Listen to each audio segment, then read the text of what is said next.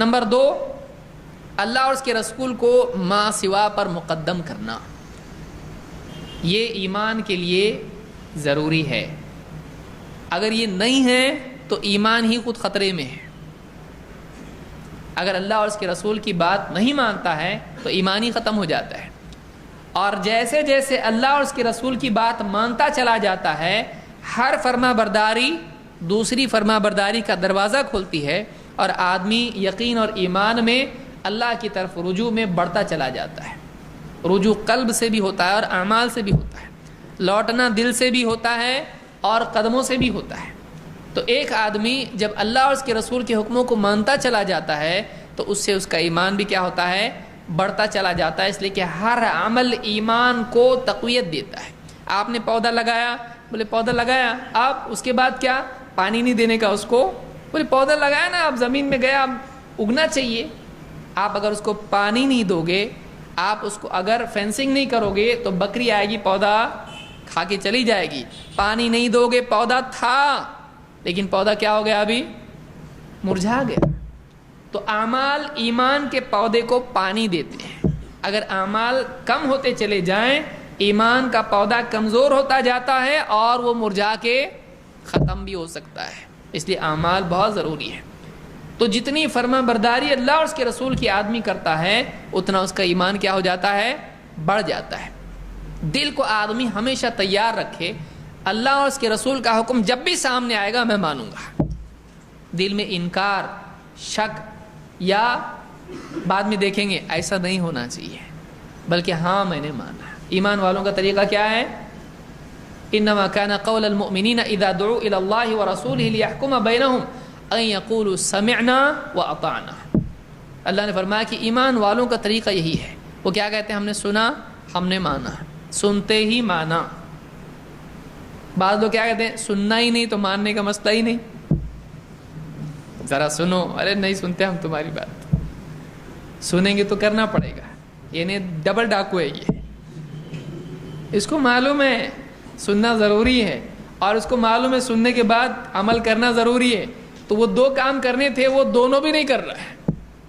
ایک آدمی کم سے کم چلو سنیں گے تو اسے آج نہیں تو کل کریں گے، وہ 2 میں سے ایک کام کر رہا ہے کہ نہیں کر رہا ہے؟ ایک کام ہو گیا، اب دوسرا کام کل کرے گا۔ لیکن ایک آدمی سن رہا ہی نہیں ہے تو وہ 2 کام چھوڑ رہا ہے، وہ یہ سمجھ رہا ہے کہ میں سیف ہوں، وہ سیف نہیں ہے، وہ خطرے میں ہے۔ تو اللہ اور اس کے رسول کی بات ماننا، دل میں تسلیم ہونا چاہیے، قبولیت ہونا چاہیے۔ ہاں ہم مانتے ہیں، نہیں سمجھا پھر بھی مانتے ہیں، دل نہیں مان رہا پھر بھی مانتے ہیں۔ ایک آدمی کا بعض اوقات دل قبول نہیں کرتا ہے، ایک آدمی کو اللہ کا حکم ایسا ہوتا ہے دل میں مخالفت ہوتی ہے، لیکن وہ مخالفت طبعی ہوتی ہے، علمی نہیں۔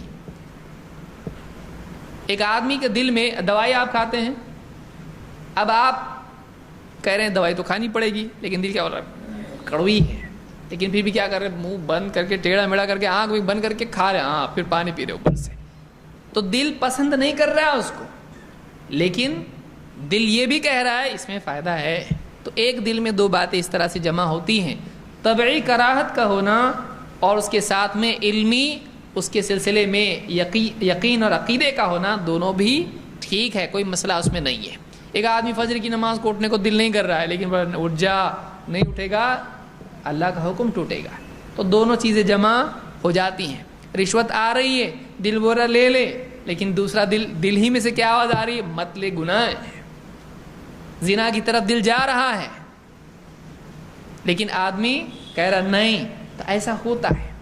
تو ایک انسان کے اندر کا جانور ہے جو اللہ کے حکموں سے بھاگنے کی کوشش کرتا ہے، اور اس کے ایک علم اور ایمان کی رسی ہے جو اس کو باندھ کے واپس کھینچتی رہتی ہے۔ یہ آدمی کے دل میں چلتا رہتا ہے، یہ نفس آدمی کا، ان النفس لامارۃ بالسوء۔ آدمی کو کوشش کرنا چاہیے کہ وہ اپنے دل کو اس طرح سے کھینچے کہ نہیں، اللہ اور اس کے حکم، رسول کے حکم کو ماننا پڑے گا، چاہے تو چاہے نہ چاہے میں تجھ کو پابند کروں گا۔ آدمی اپنے آپ سے کہے، اس طرح سے ہونا چاہیے۔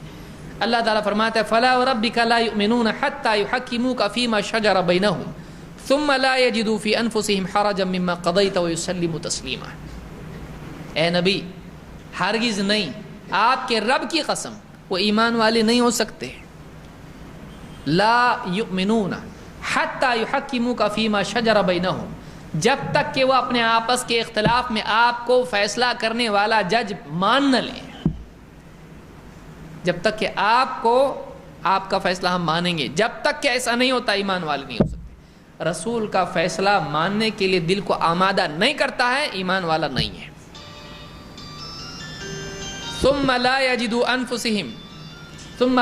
في انفسهم حرجا مما قضيت، اور پھر آپ کا جو بھی فیصلہ ہے جب تک کہ ان کے دل اس سے بے حرج نہ ہو جائیں، ایسے نہ ہو جائے کہ ان کو کوئی حرج محسوس نہیں ہوتا ہے، دل مخالفت نہیں کرتا ہے۔ ثم لا يجدوا في انفسهم حرجا مما قضيت ويسلموا تسلیما، اور پھر پوری طرح سے اس کو تسلیم کر لیں۔ تو آپ کو فیصل تسلیم کرنا، آپ کے فیصلے کی دل میں مخالفت نہیں کرنا، اور پریکٹیکلی آپ کے فیصلے کو عملاً قبول کر لینا، یہ تینوں چیزیں جب تک کہ نہیں ہوتی ہیں ان کا ایمان صحیح نہیں ہے۔ اس کے بالعکس آپ دیکھیں، نبی کو حکم مان لے، ہمارے نبی کا فیصلہ ہے ہم مان لیں گے، پہلا سٹیپ ہو گیا۔ پھر دل میں فیصلہ نبی کا سامنے جب آیا تو ایسا آیا کہ لے زمین دے اس کی، تیری نہیں ہے، ارے پیسہ سب چھوڑ دے، تو دل کے خلاف ہو گیا یہ۔ تو فیصلے کے لیے تو مان لیا، لیکن اب کیا ہو گیا، چرا میں آتا ہوں ذرا، ایسا نہیں۔ تو نے مانا نبی کو فیصل مان، نبی کا فیصلہ بھی مان، نبی کی حیثیت فیصل کی مان، پھر جو فیصلہ آئے اس فیصلے کو بھی مان، دل میں مخالفت نہیں ہونا چاہیے۔ 3 اور وہ یسلم تسلیما، پوری طرح سے اس کو تسلیم کر لیں، اس کی تطبیق کریں، اس کے تقاضے کو پورا کریں، سن کے نہیں بولیں ہاں بہت صحیح ہے لیکن کر رہا نہیں کچھ بھی۔ اکثروں کو، بہت سارے لوگوں کا حال ہے، ہاں بالکل صحیح ہے، حق ہے بالکل، بے شک کی پوری تھیلی لے کے بیٹھتے ہیں ہم لوگ، جب بھی کوئی مقرر کو بولے ایک بے شک لو، ہی تو مقرر بھی بولے گا عمل نہیں کریں گے نا، بے شک عمل نہیں کریں گے، وہ بھی بے شک، یہ لو 2 لو 1 نہیں، یہ حال ہم لوگ ہے۔ تو ایک آدمی اگر مخالفت کرتا ہے ایمان خراب ہوتا ہے، لیکن اگر دل میں اس کے قبولیت ہے، ہم رسول کی بات مانیں گے، رسول کی بات سامنے آئے مان لے، ہاں ٹھیک ہے حق ہے، اور کیا کرنا چاہیے بتائیے، اور آدمی عمل کرے، اس سے ایمان کیا ہو جاتا ہے، بڑھ جاتا ہے۔ جتنا آدمی نفس کے خلاف اللہ اور اس کے رسول کی بات کو مانتا چلا جاتا ہے، اتنا اس کا دل اللہ سے قریب ہوتا جاتا ہے، اس کا ایمان اور بڑھتا چلا جاتا ہے۔